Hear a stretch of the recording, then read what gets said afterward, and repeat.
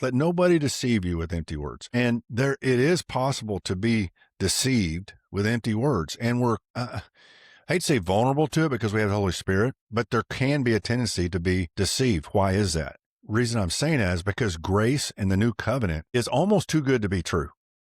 And then you can take it now. If you have a tendency, it's so fantastic that it can be misperceived or perverted even by those who are looking for a license. Then go, well, if it's all a gift of grace, then it doesn't matter what I do. That goes a little bit back to the Gnosticism that we talked about in 1 John study, 1 John 1:9. But no, what Paul does is he presents the gospel in all its glory and then says, I hate to say it that way. Here it is, but don't get drug off into something silly or destructive, red sin. Don't go there. Even though it's so glorious, it looks like maybe you could go there, but that's going back to bondage. That's going back to where you were. You're in freedom in a right standing before God, and you want to live in that, revel in that, if you will. It's the same thing in Romans chapter 4 and 5. He says things like verse 4:8, happy is the one against whom the Lord will never count sin.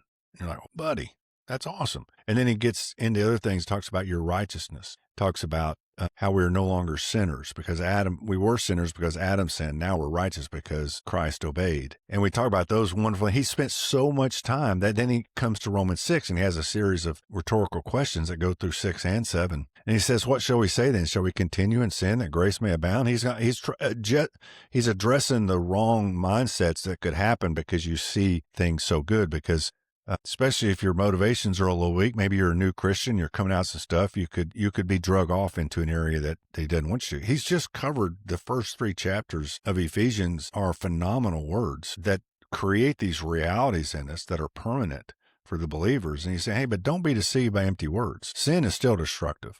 It still kills, steals, and destroys. And here he says, well, God's wrath comes on the sons of obedience. Let's go to do you want to go there? Yeah, let's go to Galatians 22, verses 23. Galatians 5 verses 22 and 23. 5:22, 23. Yeah. But the fruit of the Spirit is love, joy, peace, patience, kindness, goodness, faithfulness, gentleness, and self-control. Against such things there is no law. Okay, so a new covenant believer with the Spirit within him, and that Spirit is expressing those fruit. This says there is no law for that. Right. We don't need a law. Right. We don't need a law for this Holy Spirit expressing himself out of the soul and the body and the mouth of a believer. So you don't even need a law. Right. But he's not saying that now we can just go back and go nuts, because that wouldn't be producing the fruit. Right. That's what I'm trying to say. So I said, don't be deceived. Sin is still awful and has dire consequences. You're a child of the living God, and there should be no way to deceive us if we keep our mind on Christ.